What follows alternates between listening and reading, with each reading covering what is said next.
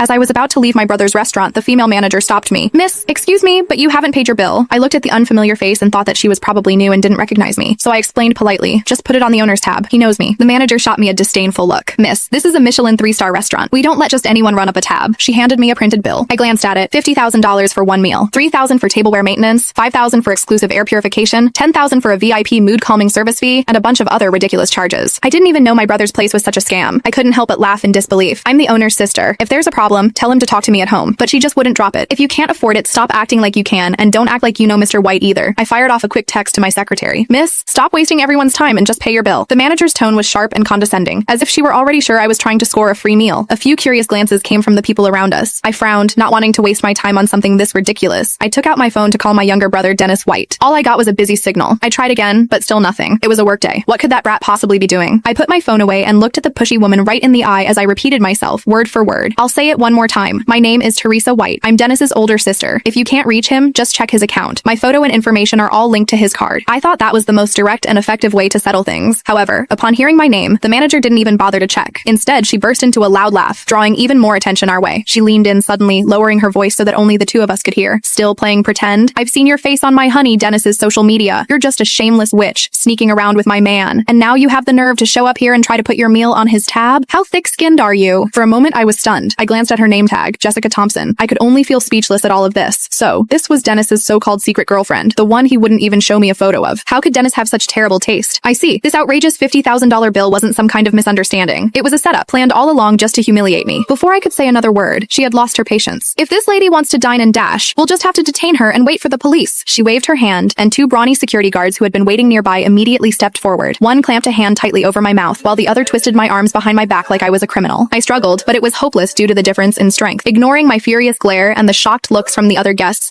they dragged me roughly toward the kitchen. They then dumped me into a storage room that reeked of disinfectants and leftover food. The door slammed shut, cutting me off from all light and sound outside. In the darkness, the manager, Jessica, didn't say a word. She simply lifted her foot that was clad in a high heel and kicked me hard in the stomach. The pain was so intense that I curled up on the floor, my stomach churning. Spending my man's money, huh? Trying to seduce him? She screamed, her voice tinted by jealousy and rage. Standing over me, she ordered the two guards and said, "Beat her up and don't hold back." The two security guards were clearly on her side. Without the slightest hesitation, they started to punch and kick me. I clenched my teeth, keeping inside every cry and groan. It felt like my bones were breaking and my innards were scrambling. Jessica kept screaming, "Who do you think you are? You're nothing but a leech. I told you I'm his sister. If you don't believe me, ask Dennis yourself. Call him right now and I'll speak to him." I tried to explain, but she didn't care at all. She only raised her hand and stopped the assault when I grew dizzy and everything started spinning. She pressed the heel of her high heel onto my shoulder, smiling down at me. "You'd better pay for your meal today and cough up another $50,000. This is what you get for going after my man and spending his money."